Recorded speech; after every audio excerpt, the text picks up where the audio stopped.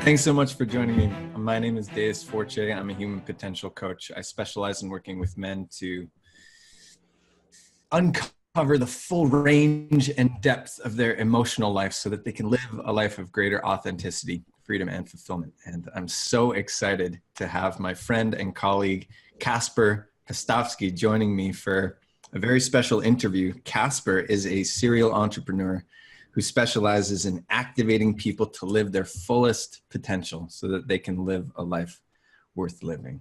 Kacper, I'm so happy to be here with you. Can you tell me a little bit more about what that means to activate people to live a life worth living? Sure. Well, thanks for having me here. I'm equally excited and happy to share this time with you again. What does that mean? Well, first and foremost, it means figuring out why you're here. What do you want to do with this time here on planet Earth? You know, we have such a short lifespan that we live. You like to talk about the dash on the epitaph of the what actually is on your tombstone. We have the birth date and then the end date. From this to this. And most people focus and fixate on those deaths, but it's that dash between those two numbers that speaks about the type of life you lived, how you spent your time here. And for most of us, it's not a very activated time.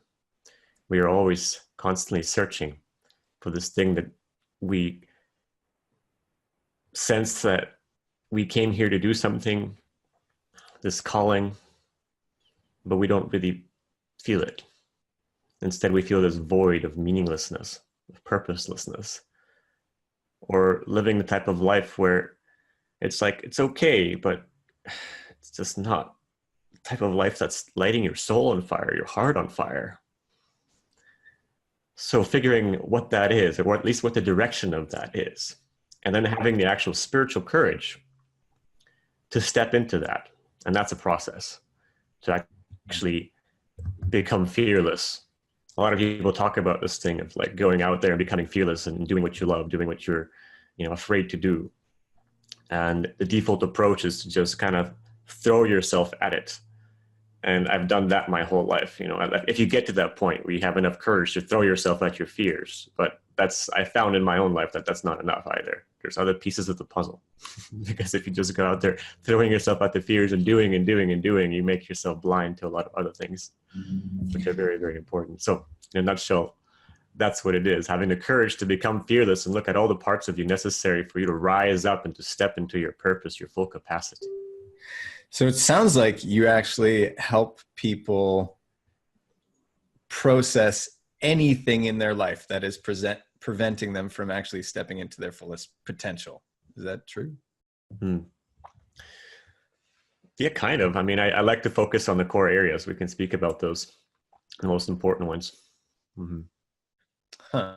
Why do you think people are, and this is a really broad question, and it's a way to just like dive right into the core of it, because I'm fascinated about what it is you're doing. Like, I've known you for some time, and we've collaborated and worked with each other like one-on-one in various situations. And I'm curious what you see and what you experience in others that is preventing them from living this life worth living, as you describe it. What is it that, because this is a societal issue, it seems to be very prevalent in our culture, especially in the Western world. I agree. People are living kind of this muted life where they've just accepted their lot.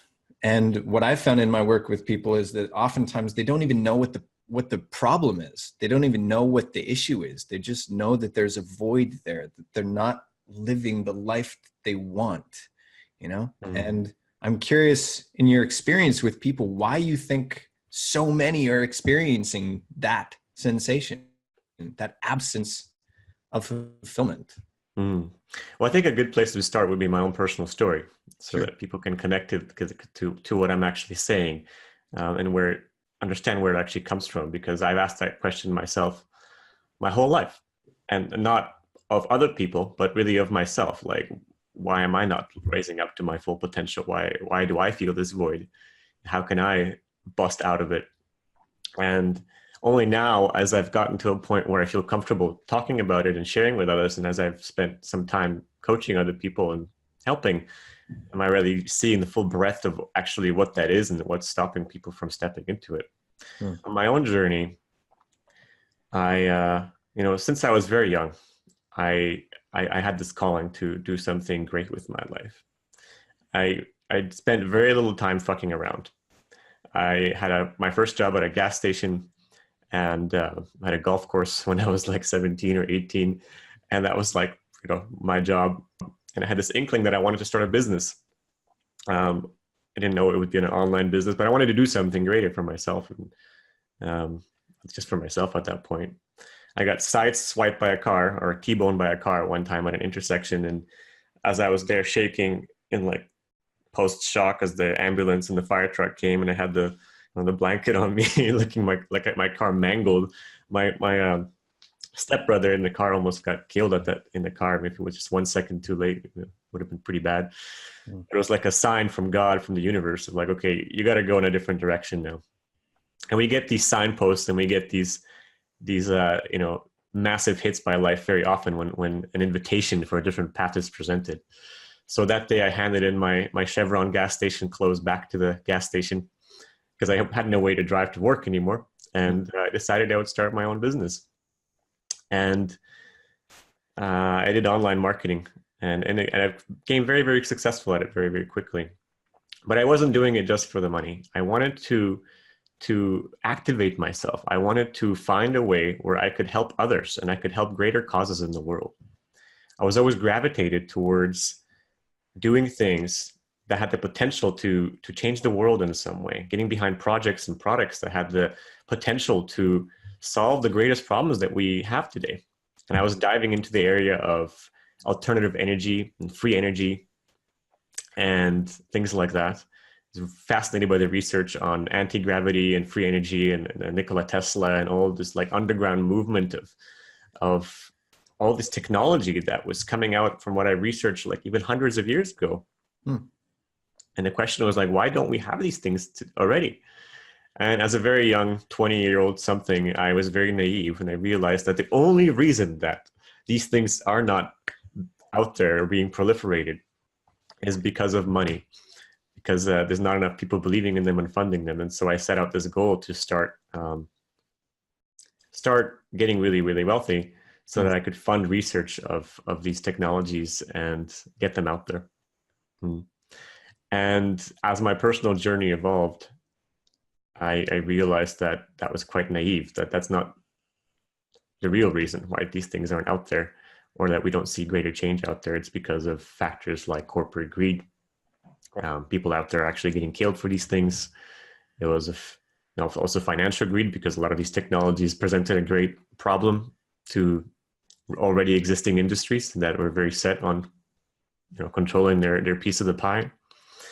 And later on, I got into other projects that I pretty much failed at like that part of the whole piece because it wasn't really meant to be. I did fund some research here and there.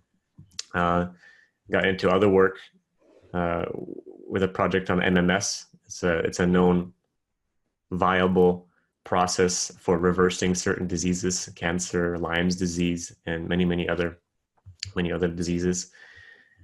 And that was kind of my calling, like always working in these areas where I wanted to save the world and change the world and do things of great importance.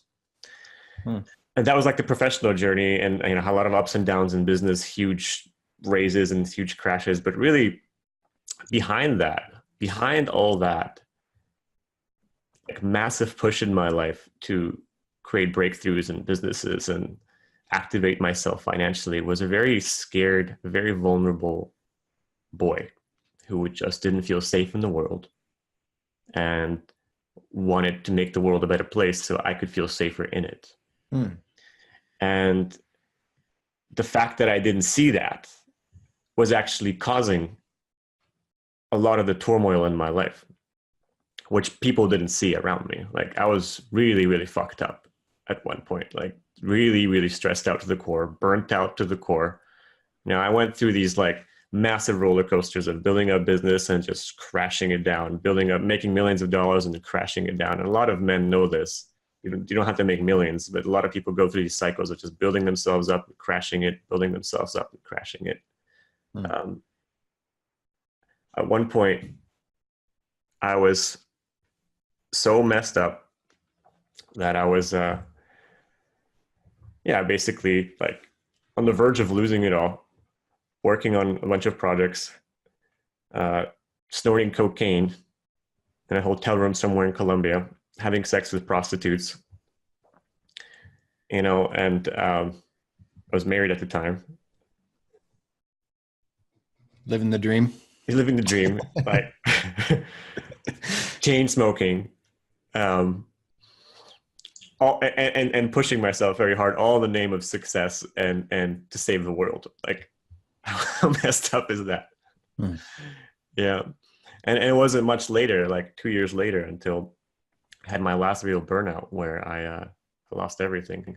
I know you know pieces of this story, but I lost, like, well, I would say I sacrificed, I think, my will to live, my respect, my dignity, my reputation, all my money. I had been working really, really hard because I already went through a massive crash a year prior. I had to rebuild things, and I worked really hard to rebuild everything in my life, and then I lost everything again. I had $20 in my pocket. I had to borrow money from my 80-year-old grandmother to survive. And she wanted her money back. She was quite clear about that. And I was on that again, like, but this time it was everything. It was like everything, not just like financials, just like everything hadn't worked. And I was facing it all. And when you're at the very bitter end of a cycle, when you're just like, okay, let's look at everything really how it is. Face it square in the face, dead in the eye, accept things how they are, and stop lying. Start telling yourself the truth. And I did that. And I realized that nothing that I had done over the past decade, and especially over the past few years, from like this great upheaval that I was going through, a great cycle of just crash and burn, nothing had worked. I had lost everything. My marriage, my health was going down the drain. I was getting like pre-heart attack symptoms at the age of 30, like pain in my shoulders and like weird pain after doing cardio. And I was 30 years old. I was pushing really, really hard. A friend of mine earlier told me, all these great projects that you're doing, all this pressure you're putting on yourself to like live a better life and make the world a better place has nothing to do with you. What does this have to do with you? I said to him, well, I want to make the world a better place. I want to do all these great things in the world. He said, do you realize that what you're saying right now is the very same thing that Hitler said?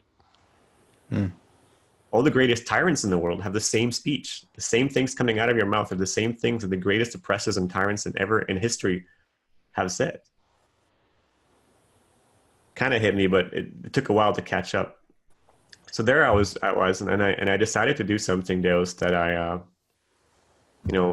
everybody, especially as a man, as an entrepreneur, as a business-driven person, it's kind of coded into your DNA. It says, never, ever give up. Never surrender. Work really, really hard. Never give up. Don't cry. Don't give in. That's what quitters do. That's what sissies do. It's what pussies do. I decided to try it because I tried everything else. Like, I wasn't stupid. I was working so hard. I was so in my program of pushing and pushing and pushing and working hard. I tried everything. I wasn't lazy. I wasn't like not working on myself. At this point, I had improved a lot of things, like quit any drugs or any hookers or anything like that. I was just working on my business with my team. I was trying to hold my family together, working really, really hard, and everything had failed. And so I just gave up.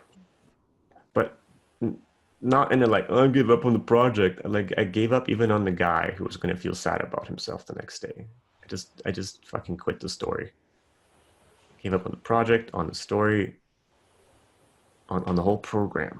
There's this momentumized program we have of just like, it's like, no, it's that whole wheel. Nothing in my lens of my consciousness has been it. So I'm just going to sit here and fry. And I was laying there in this crucifix position and like laying in the bed, looking at the ceiling. I remember there in my home, and this profound warm feeling as the tears rolled off my face and I was breathing. Just put my kid to sleep, who was at that time suffering from like intense asthma, as the stress I was exuding in my household and my life was so intense, it was affecting her. This warm feeling came over me of just like trust and wellness for the first time, surprisingly. So the next day I woke up and I was still the same guy. I was still breathing. I was still had two legs, two arms, two eyes. But I was different. Something was different. Just stopped the momentum of Kacper. And I remember feeling this feeling in my body for the first time that I wasn't able to describe. I didn't know what words to put on it. It was, now I know it was self-love. And I could feel it for the first time in my life. And that feeling, I allowed that feeling to guide me. The momentumized voice said, get up, check your email, and try to solve the solution. The feeling said, call your grandma and ask for money. It's like, okay, let's do that. You know, now what? Then you're going to get back together. The feeling, you know, the momentumized voice said that. Like, you know, find the next project. The feeling said, screw that. I'm going out for a walk. I'm going to go stretch today. I'm going to go call a friend. I'm going to go to that campfire. I'm going to go hug these people. And I did that. And 30 days later, I had hugged more people, had made more friends, had more fun in my life, had more health, made more money than I did in the past 2 years combined. And I was like, holy shit, what am I doing differently? Because this seems to be working. So I want to understand it. And that's what led me to where I am today and the whole coaching practice and everything. Mm-hmm. And your original question was, sorry, I kind of diverted here onto the story, but of what is it that really stops people? Yeah, what is it that actually contributes to this absence, this societal absence in fulfillment? Yeah, well, there you go. I mean, I think that story for me summarizes at least one big aspect of it is not loving yourself, not really coming home. Not really being home. I had that void my whole life. I mistook it for motivation. It can take different forms. We all try to stuff it in some way. This emptiness, the feeling of I am not enough. I am not good enough. So if I try hard, maybe I'll be good enough. Or I'm not good enough, so why bother? I'll just like deplete myself and stuff that feeling or cover it up or distract myself from it. I would say that is like number one. I am not enough. I'm not good enough. Mm-hmm. I am not good enough. In the work that we do right now, I have my partner, Chantel, who does amazing belief transformation work with the people that come into the program and look at the core beliefs that are limiting them. And by far, the common denominator for everybody is not a single person that has come through has not had that as a core limiting belief of I am not enough. Yeah, I can definitely relate to that, as in the work that I've been doing, inevitably my own issues arise. I've come to discover that as I'm in a coaching or facilitation role, any discrepancies in my own integrity and my own work are brought to the surface very, very quickly. And that program is definitely present. The fear of not being enough, not even fear. It's like a deeper core belief, like at the core of my being, no matter what I do or don't do, I will never be enough. And then the driving mechanism for most of the actions that I take are actually to reconcile that fear that I'm not enough. And when I was younger, I used to actually withdraw and just disconnect from relationship and from society as a whole. Like, this is why I went off to go be a monk when I was 20. There were noble intentions there as well. I was genuinely seeking a greater sense of awareness and connection to divinity. But there was a big part of me that was satisfied by just withdrawing from society as a whole, because it was too painful to engage. And the only relief was to actually disconnect. And this connects to a few different things that you were saying that I wanted to ask you about, because in the work that I do with men, I'm finding that a lot of men fall into one of two categories. And I know you work with both men and women, and this isn't gender exclusive. I find this in both men and women that I work with, but focusing specifically on men, the two camps tend to be like an emotional disconnection. There's like a numbness that happens, a desensitizing of the feeling capacity. And then on the other side of the spectrum, and this is more present in women than in men, but it's also present in some men, is like a hypersensitivity, like an inability to engage in life, in relationship, in society as a whole, because it's just too much. It like fries the nervous system. And it's like our capacity to regulate, to self-regulate has been fried. So the system just is on overdrive all the time. And in order to recover, in order to be able to function as a human being, they're required to actually remove themselves.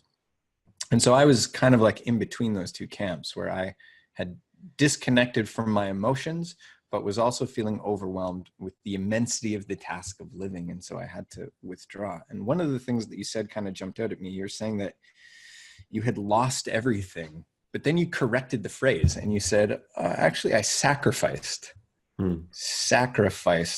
my well-being. And then you went on to say that you just collapsed completely and you just let go of everything that you had accumulated, like all of your thoughts, all of your beliefs, your entire identity, anything that you thought would work had not worked up until that point. And so you just gave up. But it wasn't like a death. It was almost like a surrendering from what I took away from it. It's like you just surrendered to the reality of your experience. And so the question that I had is, what is it that catalyzed that in you? And what is it that catalyzes that desire to transform in other people? You know, is it necessary for people to reach some sort of like rock bottom or some sort of like collapse in order to actually catalyze the kind of transformation that you went through? Because I know that's true for me as well. Like my pain got so intense that the only thing that mattered in my life was finding relief. And so everything that I was doing from that point forward, whether it was like, you know, going off to go be a monk or coming back and getting into a relationship or working with developmental disabilities or high-risk foster youth or whatever it is that I was doing, I can see now as I'm looking back on it, all of those were attempts to remedy the intense pain that I was feeling. That was like the driving force for everything that I was doing. So the question is, do you think it's necessary for people to reach that kind of like rock bottom before transformation is possible?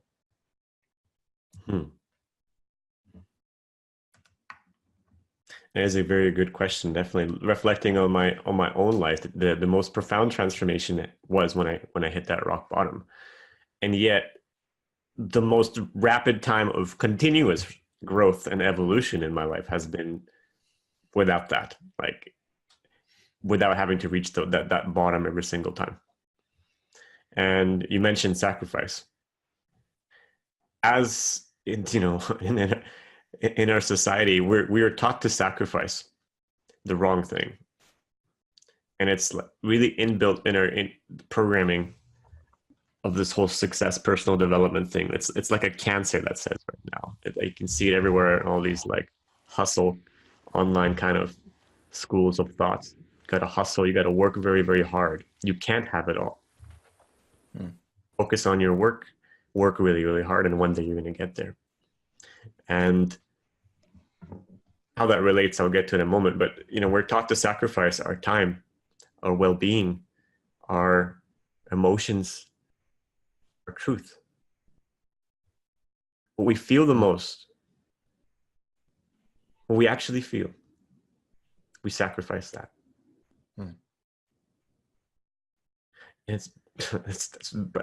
That's like that's messed up. Like to not speak your truth and to not speak about what you feel.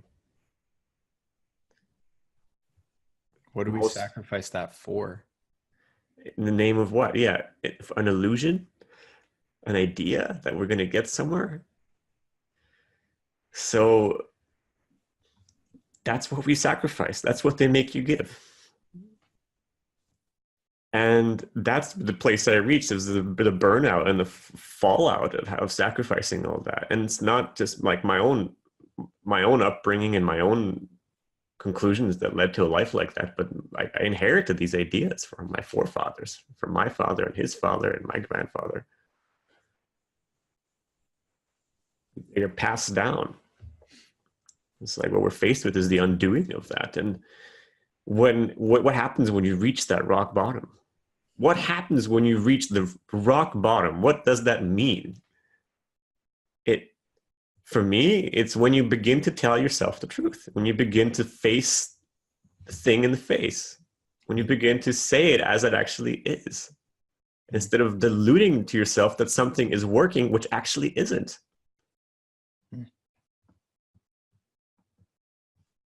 And there's that saying, the truth shall set you free. Well, it does. When you start to look at it the way it actually is versus what the story that you're telling yourself in it, then the profound transformation is possible, because you're looking at it. And if you're telling yourself the truth and you still can't change, then I don't know, probably insanity. I started to face the delusion that I was living. I started to look at how I was living. It was just completely incongruent with any idea I had of myself, of what my life actually was. And this is a common recurring theme in my life that I'm relearning now in ways that are not as, consequential in their intensity, of the idea of you, of what your life is like versus of what it actually is like. A lot of people can have these preconceptualized ideologies of what their life is like, but the actual reality of their life is so painful, and there's such a disconnect between that. That was my life, man. Like you said it at one time, just like escaping up here. Carrying this great pain, this great stress, this great burden, and not really speaking about it, just swallowing it down. So once the reality of that was met, that's when the change occurred.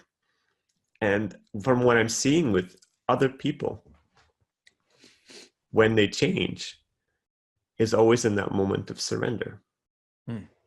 Always in that moment of saying the truth. Always in the moment of getting real with the actual experience. And that the pathway to transformation is in the continuous coming home to yourself, to your body, to your being, but not in the meditation sense or the new age sense of like just be, like what actually is here.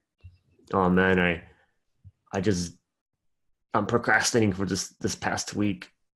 I can't change. Okay, how does that feel in the body? Well, it feels really, really painful, and okay. And then the following, like, wow, I did that thing that I really wanted to do. How does that feel in the body? It actually felt really good. I actually did it, and it felt good. It felt good to do it. It felt good to take care of myself. It felt awesome to go for a walk, to connect with someone, to say the truth. Okay, if you remember that feeling, let that feeling guide you. That's where you want to go to. So I look at the body as this Polaris star, and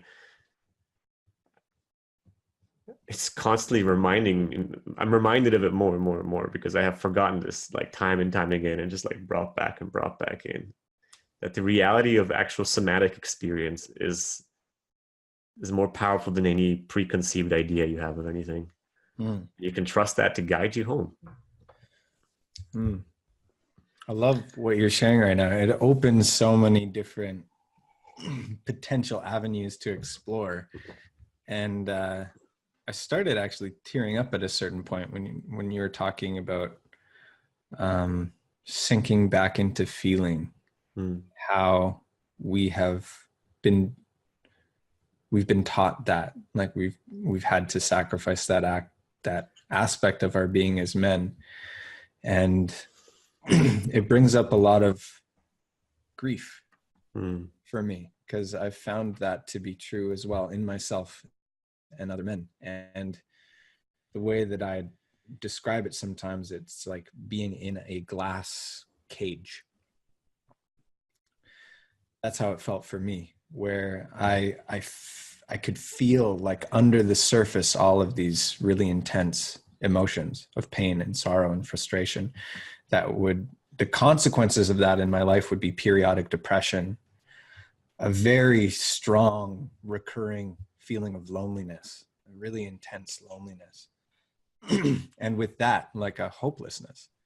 And that's what drove me to escape in a whole variety of ways. And I can see that in other men, and the tactics that we employ to try to remedy that pain, like you're talking about, trying all these things that we've been told work. We've been told that if we do more, we will be satisfied. If we are able to maintain our composure in every circumstance, we will be happy. We will be successful. Even if you buy this fucking toothpaste, then you'll find your joy. Whatever it is that is like dangling this carrot of satisfaction, and the pain that is accumulated along that journey. And it's fascinating to me how there is like an art and craft to actually inviting a man to be vulnerable again, because there's such a strong association with being vulnerable, with being emotional, with weakness, with something that actually devalues them, that actually shows and proves that they are not successful, that they are less desirable, that they are less worthy, which is the opposite of what I have found to be true in my life. That to access the actual living essence of what is going on in the internal landscape is the catalyst for the fulfillment that I'm seeking, that other men are seeking. Because until we access that, we're living a muted life. We're suppressing aspects of our being. We're suppressing aspects of life that still exist. They're still there inside of us. We just don't talk about them. We like shut them away in these containers inside of us and hope that they'll just disappear. But those are the most challenging things. And paradoxically, the things that are most challenging are the things that actually build the strongest sense of connection between people. So it leads to this chronic state of disconnection, which leads to numbness, which leads to so many different things, but what is another level of fascination here is on a societal level, what men have been trained to express. Have you ever heard of the male emotional funnel system? We talked about this before. No. So the male emotional funnel system is this systematic training through familial and societal conditioning, where anything that arises that resembles something feminine, like stereotypically feminine, like vulnerability, confusion, even compassion, kindness, softness, generosity, compromise, anything that reveals some sort of vulnerability or sensitivity or softness is judged or condemned as we're growing up. And we're taught that that's not what boys do. You don't cry. Boys don't cry. And so we have this feeling, and then we have to cap it. But there's energy that's built up that needs to be discharged. There needs to be some form of expression, because we're still moving through life. And so we actually cover it with something that is acceptable, that is stereotypically masculine. So it shows up as anger, as frustration, which then leads to behaviors like violence, aggression, and on a societal level, tyranny. The stereotype of patriarchy is a coping mechanism for the suppression of the feminine qualities within men. And it has radical consequences on a societal level. And so I'm curious how you and how we as men can go about actually inviting in a greater exploration of those things that are so deeply entwined with our failure, with the devaluing of who we are, with the loss of success or fulfillment. How do we change that association and start inviting in the exploration of things that have proven themselves to be dangerous for a man to explore? Very good questions. And I want to mirror what you said, because that's exactly what I have found in my life. The more vulnerable I become, the more courageous I become. In fact, courage and vulnerability are the same thing. A lot of people think they're diametrically opposite, but they're not. They're the same thing. You cannot have courage and be vulnerable at the same time. And if you doubt what I'm saying, go on Netflix and watch this. I don't mean you, Deus, but anybody watching this, go and watch The Rise of Courage by Brené Brown, fantastic author and speaker on the topic of vulnerability and researcher, where she presents like innumerable scientific research on vulnerability and how vulnerability and courage is the same thing. That thing that you're seeking for, that real depth of life, that real fullness with life, the dharma that doesn't show up until you step into your courage. And if courage is the same thing as vulnerability, there you go. That's the pathway to living your fullest life. In my coaching practice and in my life, I embrace fearlessness. That has been with me my whole life. Anybody who knows me, even before this transformation, would say that Kacper, he's the type of person who just, I was talking to a friend the other day, in his words, he's like, you know what, out of all the people I've met, you're the person who's taught me the most of just like putting your balls on the table and just going out and doing it. And I laughed at that and appreciated that comment. I've always lived by that. It's been an innate part of my personality, now more so than ever, but perhaps more finesse than ever as well, because in the past I would do a lot of reckless things that caused a lot of harm as well in the name of fearlessness. But looking back now, I can see it was because of my willingness to be vulnerable, my willingness to be scared, my willingness to say the truth. And now I know that to be even more so, my willingness to be utterly exposed, utterly honest. That is integrity, in your own integrity. How do you invite that into life? How do you cultivate that? First and foremost, by changing your mind around it. It really takes, I find this very, very difficult for certain men to do. It seems to be easier for women, because we've been programmed that it's not okay to feel, not okay to be vulnerable. Like, and do the research, it's all out there. I would highly suggest Brené Brown's material, but like, look at what you were taught as a child. Was it okay to be vulnerable, to express your feelings, or were they muted? Or were you told to not feel? What kind of programming did you have around your friends, around your intimate relationships? For most of us, it was very, very negative around vulnerability and feeling, especially for men. So just realize it's okay to feel. It's safe to feel. It's one of the most beautiful things I learned with you in a ceremony. You looked me in the eyes, and as I was going through the most vulnerable period of that transformation and ceremony together, you held my hand and you said, "Brother, it's okay to feel.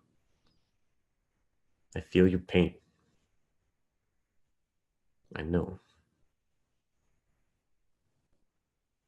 That's what I would say to anybody watching this as well. It's like, I feel your pain. I know how alone you feel. I've been there.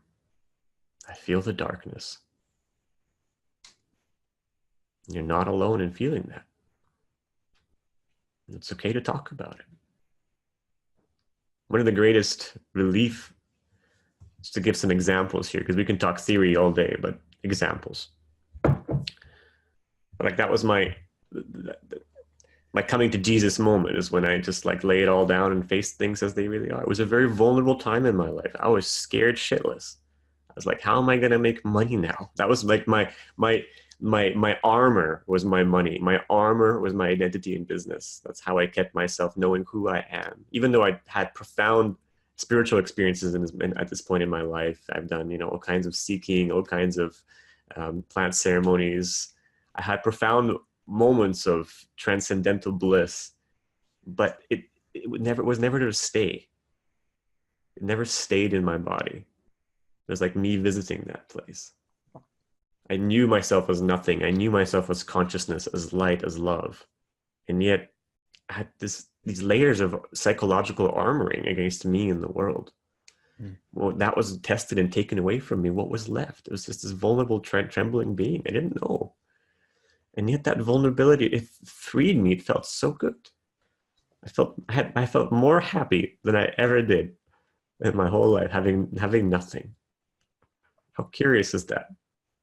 Is it because I had nothing, or is it because I was actually willing to be open with people?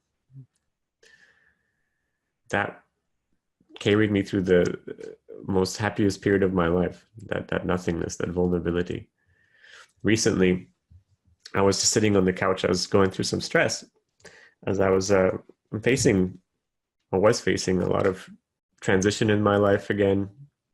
And I was sitting there with my partner, and I realized that I'm just trying to hold everything together again. I was recurring this pattern of being the strong man, holding everything together, and paying everybody's bills and doing everything.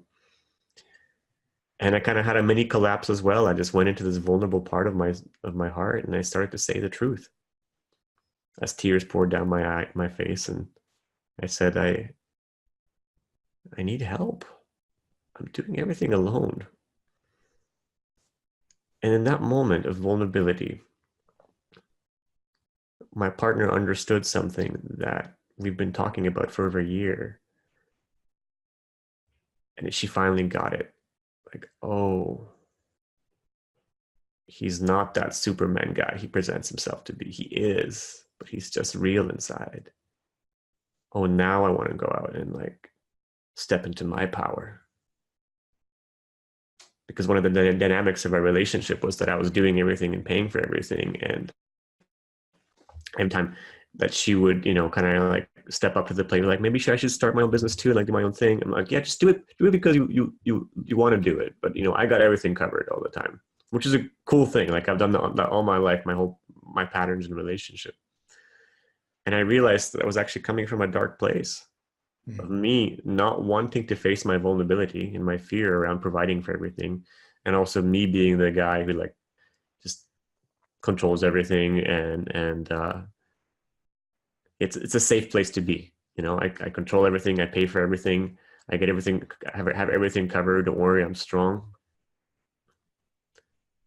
And also I feel needed, you know, because what would it mean if my partner is independent by herself and doing her own thing? Maybe I won't be needed. Maybe she'll be so strong she'll run off and do her own thing, or whatever. But I was willing to step into that vulnerability, and through stepping into it, I became free again. This burden came off my shoulders. We've now entering a phase in our relationship that's way more fulfilling for both of us, and exciting and new. And, you know, I'm stepping up even further up into the plate, because one of the things that was holding me back with my business that I didn't realize until later is because of that feeling of that intense pressure. As I would build things up more and show up more, the pressure kind of just came with it, the stress. And that was a stress I was putting on myself. And I think we do that a lot as guys. We just put so much on our shoulders. Like in my case, I put the world on my shoulders. Like, I'm going to go fix this, me alone. And the hardest thing to realize is like, you're not alone. You don't have to do it alone. You don't have to prove anything. You're enough. That's what it comes down to. Is like, am I enough? Like, no, like, you are. It's okay. Just as you are. You can do this with other people. It's one thing to say, but it's another thing to know. So how do you invite it into your life? It's an every moment exploration of your feelings. It starts with the core practice that I know you teach and I share as well, which is just every single morning you sit down and you just feel. And that gets confused as like, is that some kind of meditation? No, it's, we call it a somatic check-in, call it whatever it is. You sit down and you just tune into what you're feeling. If it's nothing, okay, feel numb. Just feel numb for 20 minutes. Just allow the numbness. If it's a tingling in your toe, feel the tingling in your toe. If it's a slight agitation, feel that. Allow it to be the allowing of your emotions. Like if you just do one thing this year, that will change your life. Just sit down and feel for 20 minutes. Most of us are running around and busy, and just like a fly in a bottle. I'd love to hear what you have to add to that. I would just reiterate it. I mean, one of the most powerful breakthroughs that I've had in my life was from that practice. I read this book called The Pathway of Surrender by David R. Hawkins, who's written quite a few books. One of his more popular ones is Power versus Force, where he develops a scale of measuring vibrational frequencies through kinesiological testing. And if people watching this haven't heard of it, it's a way of actually using your body and the strength of your muscles. You like have a partner press down on your arm after you make a statement that's either true or false. Or like you can hold an apple and say something like, this apple is good for me, and the person can press on your arm. And what he found is that across the board, there's an automatic biological response to vibrational frequencies of truth versus falsehood, or power, which is something empowering, versus force, which is like more like a destructive kind of energy. Anyway, he created this entire scale of emotion. So like anything below 200 was life defeating. So fear, selfishness, depression. And then 200 was the threshold into life affirming energy. And the threshold of 200 was courage. Like what you were saying, Kacper. And so everything above 200 was life expanding, life affirming. So like peace, love, generosity, all of those things. And so as he continued writing books, they became progressively more spiritual. And he wrote this book called The Pathway of Surrender, where he gives this simple process for actually moving up the scale of vibrational frequencies. And it was a feeling practice. It was basically to sit down every single day and just let yourself feel the fullness of what it is that exists, letting it expand or contract or move or shift or change or do whatever it wants to do for half an hour every single night. And so I was practicing that every single night. And one night I had this really potent dream that revealed to me the depth of the pain that I was carrying inside. And in this dream, I lost everything that I cared about. And then it fast forwarded 20 years from that moment, and I was just a desolate, broken man. And I found my family that I had lost in the dream. And when I found them, I had just this surge of joy and gratitude. And they stormed out of the house, the shack that I had found them in. And they weren't happy to see me. In fact, they hated me with every fiber of their being. And they cast me out. And the second loss of the thing that I cared most about just completely shattered me. And I woke up from the dream and I collapsed on the ground, and I just cried for an hour, like these body racking sobs of deep, deep grief that I knew was the result of that feeling practice of every single day sitting down and allowing myself to feel. Because it opened up the channels and it started releasing things that had been pent up, that had been built up for years that I wasn't even conscious of. And it was that dream actually that gave me a name for the pain that I was feeling, and the name that I actually associate with the deep grief, the deep pain that you were talking about at the beginning of this interview, that absence. I call that the terrible ache. And that dream was my exposure to the depth of the terrible ache that exists inside of myself.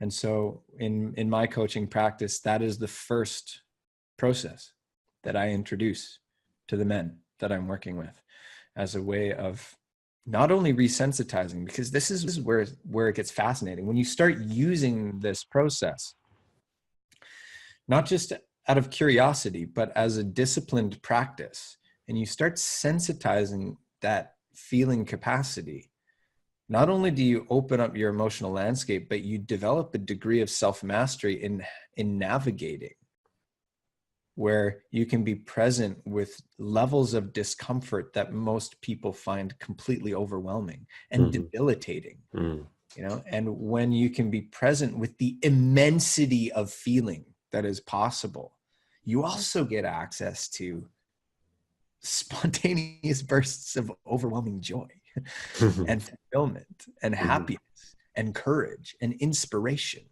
So it's like when we contain any single feeling, we contain all of the feelings because we're shutting down our feeling capacity. And so as the sensitivity increases, so grows our capacity to navigate the fullness of life as a whole. We can recognize what actually drives humans, because contrary to what many people believe in our, you know, product-oriented Western culture, people are feeling driven. They're not driven by intellectual thoughts. They're driven by feeling motivations. And so it expands our capacity to feel, to navigate, to relate, to communicate. Every aspect of our life is profoundly influenced. And I mean, if there's any one thing that I could offer to our entire culture, it would be this feeling practice. And I don't think that many people recognize how important their emotional landscape is. It's not placed at a very high level of value in our society. And with men either, you know, if they're looking for self-improvement or personal growth or men's work, a lot of the men's groups I've come across are really about like warriorship, you know, like rite of passage. Let's fucking pierce through this shit and prove that we can do anything. Or the other camp is like, okay, let's feminize. Let's just like soften and let's just learn how to give and, you know, just like pacify your energies. And oftentimes those coaching programs are actually created and run by women. And what I am seeing as necessary is the blending of these two things in a harmonious integration. And this is what I feel like the feeling practice does, because it sensitizes. It's that feminine quality that has been shut down in men, but it also grants you the capacity to navigate intensity, which is what the warriorship is. It's how you can actually stand stable and true and steady on a path that is progressively more challenging as time goes on. You know, we reach the threshold of what we're comfortable with regularly and have the built-in capacity to navigate increased intensity. So it's this blending of the masculine and the feminine principles, and the easiest exercise you could ever do. All you got to do is sit down by yourself and feel things for half an hour. You don't even need to do anything with your mind. All you got to do is like sit there and allow yourself to feel. And the implications are vast. I have found that what you're saying is true. And my teacher of this exercise, Leslie, what she told me is over time, when you do this, it will make you fearless. And I thought that was curious, but I was already experiencing that as a result of practicing it. It just added more to that fearless nature. Because what are we really afraid of?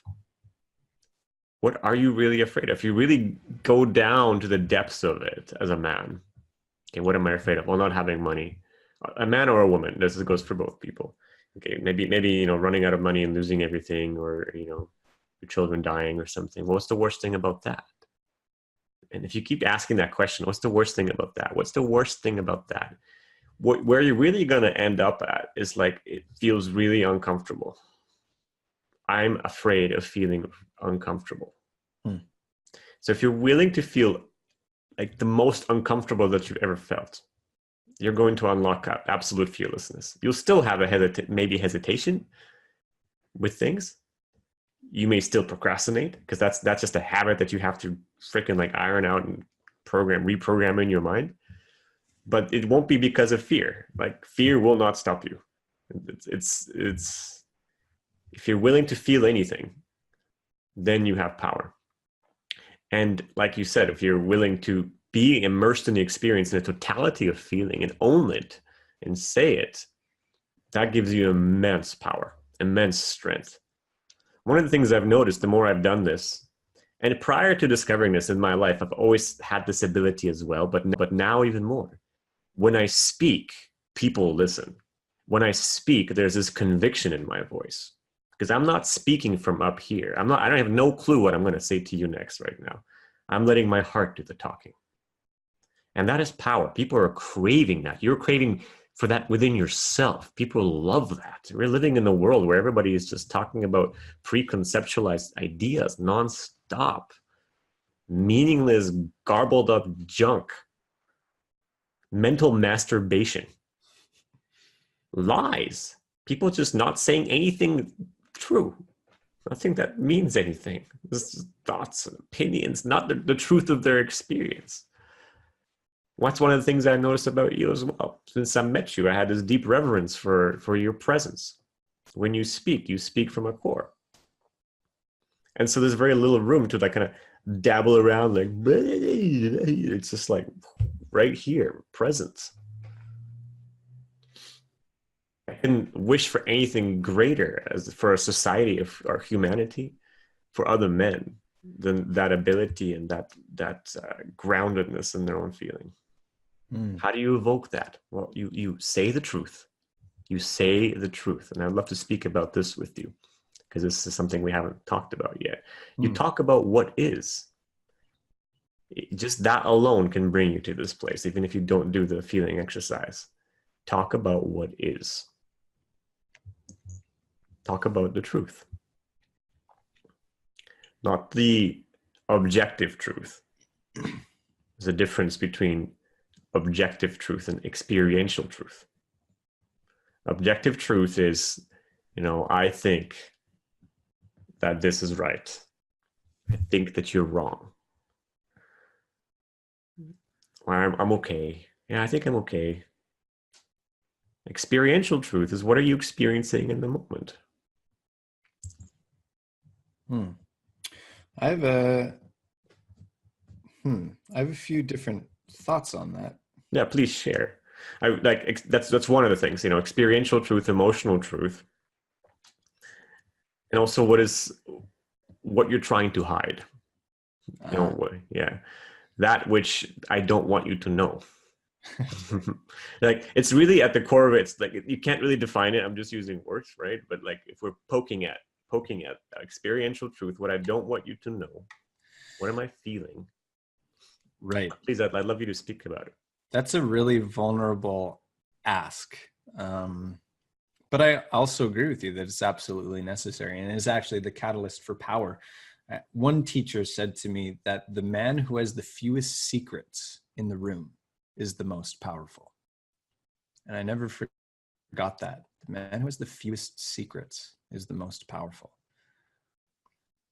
And it also brings up a bunch of challenges though, wherein I've spoken to many men and I've posed a simple question like, how do you feel right now?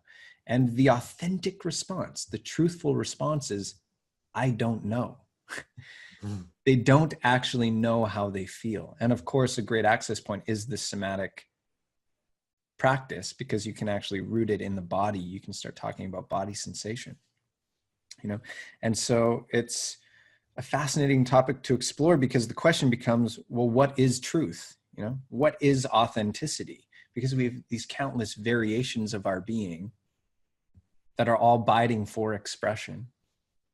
I have like a very powerful facilitator coach in me. I also have like a really soft, playful, childlike nerd in me.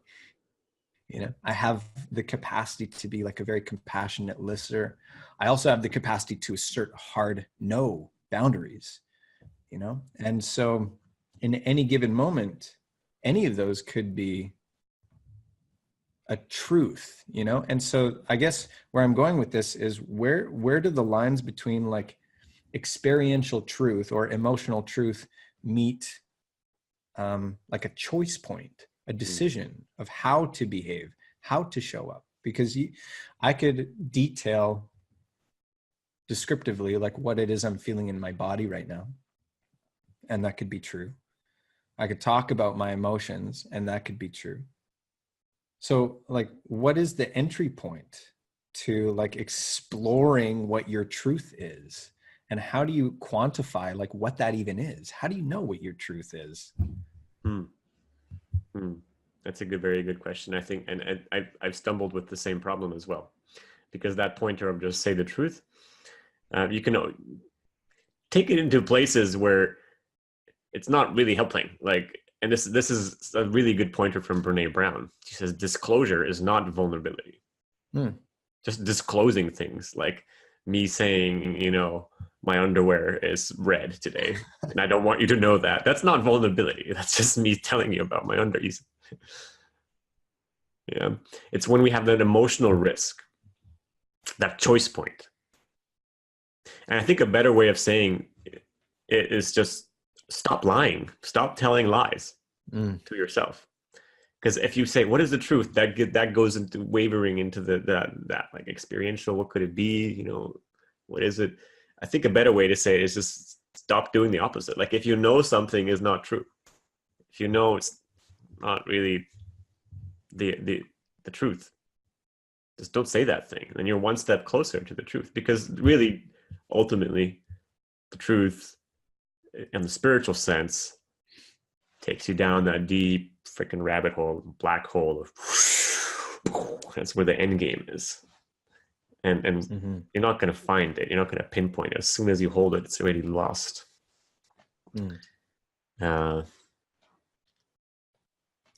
I feel like I'd like to offer one of the practical processes that I actually coach people through to get your reflections and feedback on it, and also to give something tangible to anybody who's listening right now.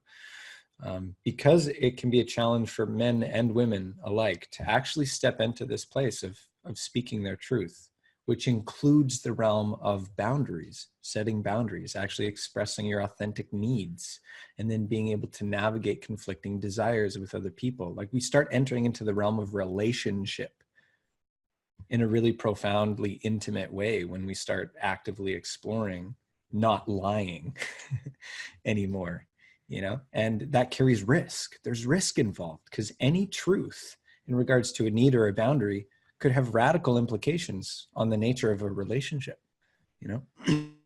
Like my previous relationship ended because a boundary of mine was crossed, and I had to weigh and measure inside of myself the value of that boundary.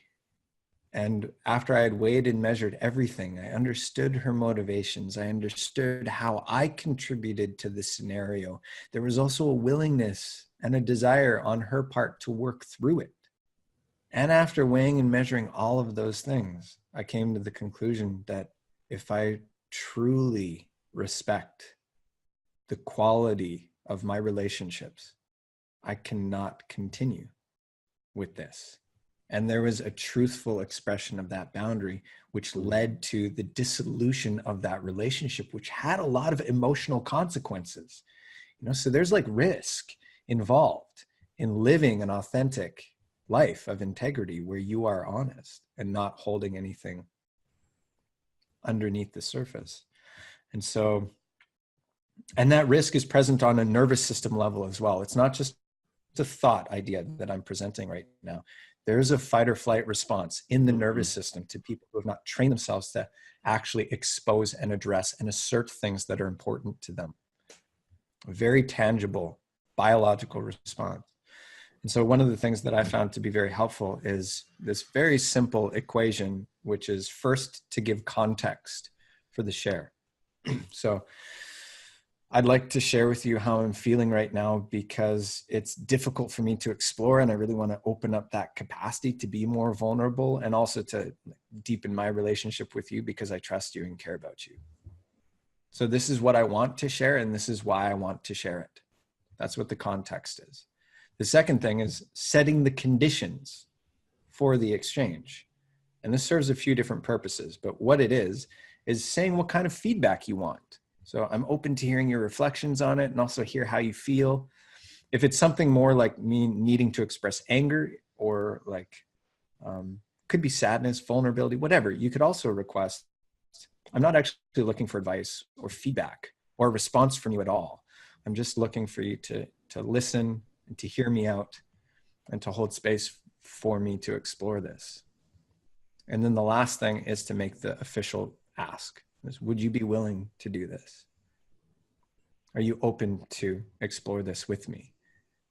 And what the combination of these three things does is, first, it lays out the field of what will come. This is what I want to explore and why. This is what I'm doing. This is the desired goal. It's like the setting of an intention with the exchange. By giving the conditions, you're actually helping the other person to feel more comfortable. Because I'm sure many of us can have had this experience where somebody starts like opening up and being really vulnerable and we have no fucking clue what to do. We're like, what, do you need help? Like, should I tell you what I think? Do you need a hug? Like, what should I do here? You know, it's like, it can be like a really uncomfortable exchange, and there can be good intentions, but there's no clear way to support or like what it is that's being asked. So by actually giving the conditions of the exchange, you're helping to put the other person at ease, and you are also creating your own container of safety. So this is what I want. This is what I need. And then by making the request, you are actually setting an agreement between the two of you that that is how it's going to unfold. So the combination of those three things effectively creates a container of safety to actually explore something vulnerable or difficult in a way that actually fosters deeper connection in that relational exchange. So just to summarize, let's give context, what you want to share and why, setting the conditions, what kind of feedback or support you're looking for, if any, and third, you make the official request. And if the person isn't available, you can honor that. They say, actually, I don't know if I'm okay with that. You say, okay, thank you. And then you don't engage. But if they do say yes, then you've made an agreement that this is what's going to happen and why. That's very beautiful. I never actually heard you describe that in those three steps, or 4 steps. And, you know, back to the somatic check-in and building presence and vulnerability, that's something that you requires presence, because if you're charged in a relationship or in a communication, then, like in the past, if I was very charged with emotion while relating to my partner, it would just build up and go explode like an ejaculation, right? And it would just go out of control. I would shut down. Now comes this ability, after you cultivate presence with emotion, if you're able to sit there and feel an emotion for a long time, then it's not just the emotion there, but it's also your presence there, holding it, caressing it in a certain way. And it gives you the ability or the luxury of actually pausing with it, feeling, okay, look, I am really charged right now. And going through those steps that you just laid out. I could see be very, very powerful. Yeah. And the goal, like one of the things that process allows is the ability to actually explore and communicate about a living energy from an objective state of consciousness without diluting the experience. Because the risk is when we start talking about feelings, like some men are really, really great at talking about feelings, you know, analyzing feelings, objectively discussing what's going on inside of them, but to actually access that feeling quality and to let that flow out through expression can be a lot more difficult. So by actually like beginning with, you know, okay, this is the playing field, this is what I want to do and why, this is what I'm feeling, this is what I want to explore, can we go there? It's an invitation to then allow the full feeling to be explored and expressed in a safe way, which is not so readily available in relationship in our culture. Because often what happens is a person starts moving into an emotional expression, and then the other person is triggered or reacts based on their relationship with that emotion. And as we were exploring earlier with men, because oftentimes the default is some sort of anger expression, and women very often carry trauma in regards to abuse or aggressive behavior, that creates this fighting energy where both people are actually in need of a safe container structured process to actually move through their emotion in a way that recognizes, okay, I'm actually just processing a feeling right now that you might be a symbol for, but it's not about you. My feeling is about me, and it's being activated by this circumstance. So let's process it. This is what I'm feeling. This is what I want to talk about, and why. This is the kind of feedback and support I'm looking for. Are you willing to go there with me? And then the other person knows it's not about them. Say, okay, yes, I can hold space for you. This actually happened in my relationship with my partner, Aga. There's like the programs that we work on that kind of show up regularly is, you know, between the masculine and the feminine.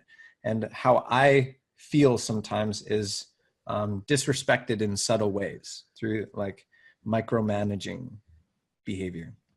And so at a certain point, it started like building in me as this really intense anger. But as soon as I tuned into my anger and what was causing it, all of these memories popped up simultaneously that went like all the way back to like my childhood of similar experiences that I had had with women, from my mom to like girls in my class to previous relationships. And with those memories, I'm like, oh, fuck yeah, of course. This isn't just about Aga telling me, you know, giving me car directions when I don't need them. This is like a deeply imprinted emotion that has been accumulating through all of these progressive experiences. She's just the catalyst for it. And she's certainly involved. It's not just like letting her off the hook and not addressing that behavior at all. She's involved. But it's not about her. There's something deeper. And so we got home and I was like, I told her, I'm like, I'm feeling a lot of anger right now. And I said exactly that. I'm like, you're definitely involved, but it's not about you. I can see like how it relates to previous experiences, relationships I've had. And I really just want to like express this anger that I've been holding for a really long time. And I'm not looking for feedback from you. I'm not looking for advice. I'm not looking for reflections of any kind. I just want you to sit there and witness me express my anger. Would you be willing to do that? And she was like, yes, give me 10 minutes just to like prepare myself and center myself, and then we can sit down and do that. And I was like, great. So I just let myself stew for 10 minutes, you know, in that anger, just like feeling the intensity of that rage. And then we sat down, and right before I started expressing this anger, I just started to cry. It didn't even come out as anger. It was just like this deep sadness that started coming up when I was finally being witnessed by somebody, because it was a pain that I was carrying. And then that pain built into anger that I could express and direct it towards her. And she knew it wasn't about her. And I knew it wasn't about her, but I needed an object to direct it towards. This is what emotional processing is. We're working with symbols and actually go all the way back. Deep core programs that are being activated symbolically by the circumstances in our life. And when we have the feeling recognition, when we have the safe container of structured process, we can start exploring them intentionally. We start using methods and systems, proven systems, which satisfies the masculine intellect, the structural capacity of our evolved cognition, while also including the feeling capacity, because that's where the juice is. That's where the trauma is stored. We can't process it exclusively in our minds, but we can use our minds to activate the container to explore and express, to discharge the emotion. I believe that this is the evolutionary faculty of the human being. We can use our consciousness to intentionally process trauma that has existed in our ancestry for generations. We can intentionally heal generations of trauma right now in our neurobiological system at will. This is fucking incredible to recognize that we have the capacity to do that, and how no schools have shown us how to do this. In fact, they've perpetuated the programs and the traumas that prevent the exploration of this by devaluing feeling, by condemning and criticizing women for being over emotional, devaluing men for being emotionally unavailable. Where the fuck is the meeting point? You know, where do we find value in the exploration, in the expression of emotion? To me, the answer is in this level of self-mastery, of cognitive awareness of this is what I'm doing and why, and then going there fully so that it can be released, actually released. Most people can't even imagine what it's like for a feeling to actually be released. Mm. Mm. Mm. Thank you for sharing all that. It was really nice to witness, be present for that. And you've unlocked like the deeper core of what I really wanted to speak with you about, which is emotional trauma. And back to the first question of what keeps you in the void is really ultimately this untapped emotional iceberg, frozen lake over the soul of humanity. And that is all the stuck emotion that is in there generationally. One of the core things that happened for me as a result of this practice has been the trauma release, the spontaneous release of deep emotion, actual release. What happens when an emotion really actually releases from your body? Really, you allow it to be fully felt through your whole body, totally. And when you do that, when you completely surrender to emotion and feel it, it actually over time turns to peace. You feel it actually tends to rise up through the body, up, until you're left with neutrality and peace. And that peace begins to reverberate through the fabric of your life. You actually begin to stop perceiving from that point of view. Because one of the things you talked about, and I talk about this at length, is that your emotional state is like the lens of your consciousness. It's what you perceive your reality through. So if you've been constantly having this feeling of being wounded or misunderstood by the feminine in this example, or whatever it may have been, and that feeling of not really being seen or whatever it being is just like there, locked in your body, like it's always there in the subconscious. It's just ever so slightly waiting to rear its head up. It's kind of like it's coming up, and usually we just stuff it down. It's like, no, go down there, but it's there. And all that repressive force to repress the emotion is actually causing you to think in ways to constantly see that everywhere. It's like if there's a sense of danger in your body, like, no, it's not, I'm safe. But then your mind's like, well, what about him? And what about her? And what about that situation? It's like the danger's everywhere. When you finally feel safe, when you allow yourself, first of all, to feel the danger, to just shake it out, to breathe it, to literally become it, to that sense of that very thing you're running away from, when you actually emotionally become it, that's when things get interesting. It doesn't have power over you anymore. It's like if all the secrets that I'm busy holding in, if I just say them right now, they have no power. Then I feel safe. And so you begin to feel safe in situations that you were previously feeling endangered by. My whole life, I was feeling endangered by the world. Felt so not safe to be here. Not anymore.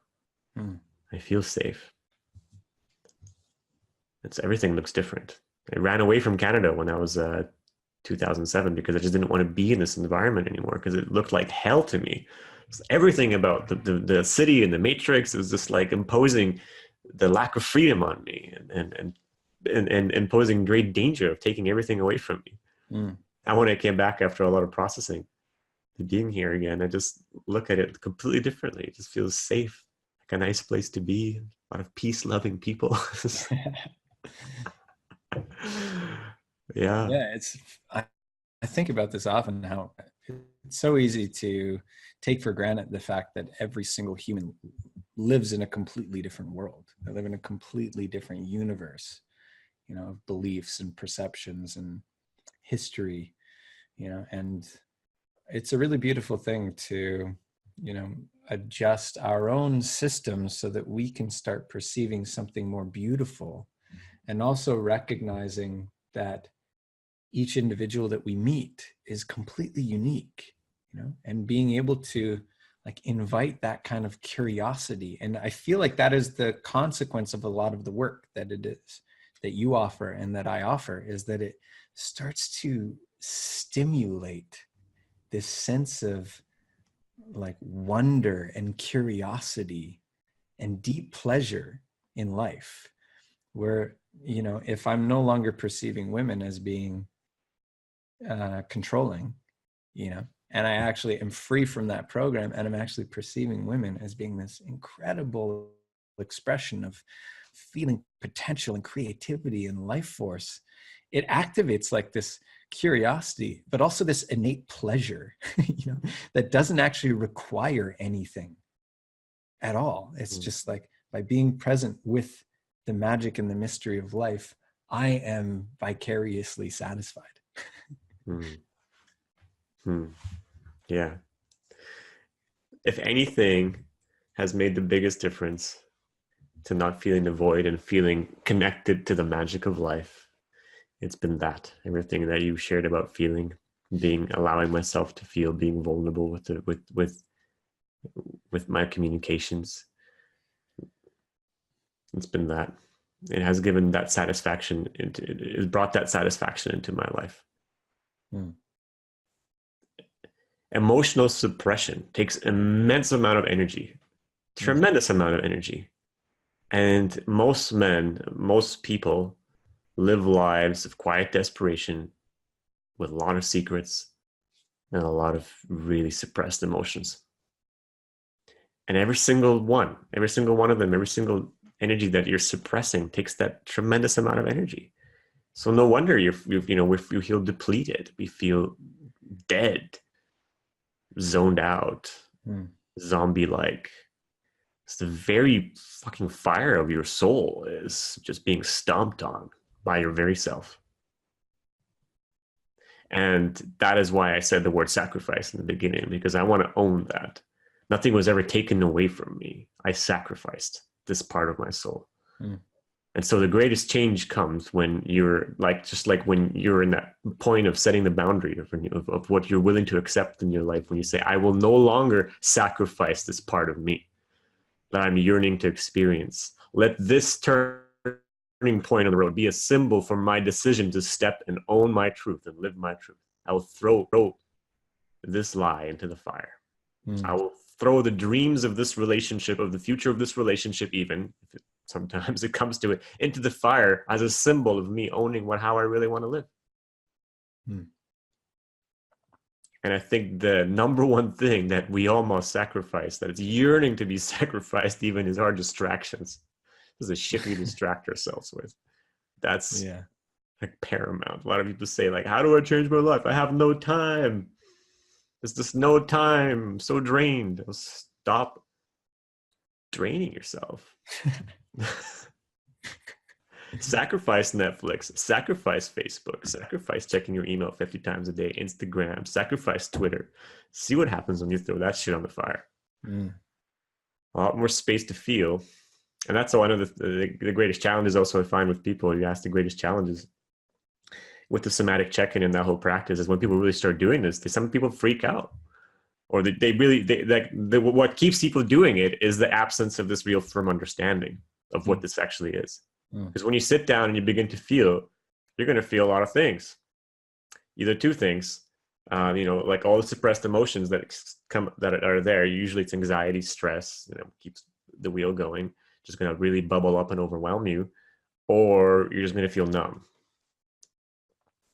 And the numbness I find is harder to deal with than anxiety, because it's there's nothing here, so I might as well not check in tomorrow.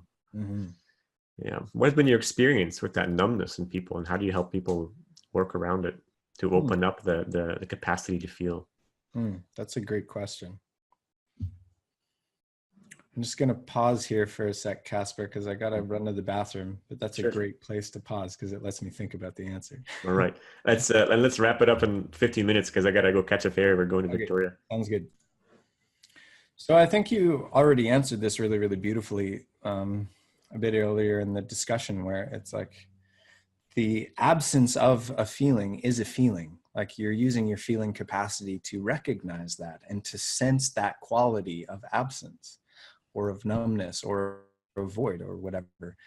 So just allowing yourself to actually recognize that there exists in that space a feeling that you are sensing, and just resting into that experience. My mind goes back to when I was in Italy getting certified as a transformative artist, which is a process of consciousness architecture. And we would do a lot of like creative expression in relationship with our feelings, like painting, moving, sounding. And with some of the movement practices, occasionally there would be people who'd be like, oh, I just have so much resistance to moving. And then the teacher, Dana Lynn Anderson, she would say, okay, great. What does that resistance move like? And so the person would actually embody their resistance, and they'd be like stomping around like this big block of resistance. But they're tuning into whatever it is that's alive as a feeling quality. So I think part of the art of this is recognizing that each one of us has a default state that is so well known. It's so present all the time that it's almost invisible to our conscious awareness. And so to us, it feels like we're not feeling anything, but that is not true. There is a presence there that we have a word for even. It's like, oh, I don't feel anything. It just feels empty. It just feels numb. It just feels black, whatever. It's like, okay, great. What does that void feel like? Where is it in the body? Allow yourself to sense that. Great. You feel resistance. Where is that in the body? How does that feel? Just like rest into that resistance for a while. So like we have these word associations with different feelings, and it's really sloppy and clumsy, the English language, to actually describe the feeling quality that we are capable of. So I would just approach it in that way and do with the people that I coach. It's just bringing their awareness to the fact that they are using their feeling capacity to recognize something that exists in them, and then encouraging them to actually relax into a fuller experience of that thing, whatever it is. Thank you for that. That's a great answer. And I found that it to be true in my own life. You know, when I feel numb, I feel stressed, and usually it's because of stress. You know, I'll numb myself out emotionally. And when I connect to the numbness, it's like, okay, numbness is there, but very soon that's usually followed up by pain and hurt, because there's a hurting child inside waiting to feel. And so it's like, I got this numbness in me. How do I feel about that? Well, not very good. You know, but usually what I found, people who feel numb, they tend to just use that. They think it's a wall. It's like, okay, well, I'll stop feeling because there's nothing but numbness there. So no point. But what you're saying is that you can go deeper and deeper into the experience and unlock deeper layers of your emotional self. Yeah. And it will unlock every single time as we rest into a feeling. Something will happen. Wonderful. Well, Deus, I actually just realized I have to go. I miscalculated my ferry time. Okay. Quite a lot. Yeah. Okay. Well, thank you so much for joining me for this, Kacper. I love talking with you about these things. Maybe before you go, you can just share where anybody who's watching this video or listening to this can find you. Okay, sure. Well, my work can be found at Kacper.World. That's Kacper.World, Kacper.World. And they can find my articles, some of my videos there, and just reach out to me if you want to talk and meet me. And I'll be putting this video out to my newsletter as well. So if you're reading this from my newsletter, you definitely know where I am. And what about you? How can they reach you? Anybody listening to this can find me at deusfortier.com. That's DEUSFORTIER.com. And there's ways to contact me and book strategy sessions with me, which is a free 45-minute consultation to see where you're at and if I can help in any way. So that's it for this talk. Again, Kacper, thank you so much for joining me. You are a wealth of wisdom and experience, and I found a lot of value in what it is that you shared today. So thank you very much. Thank you too, man. I really appreciate this. And likewise, I learned a lot from speaking with you again. And let's do this again sometime. Yeah, absolutely. All right. All right, go catch your ferry.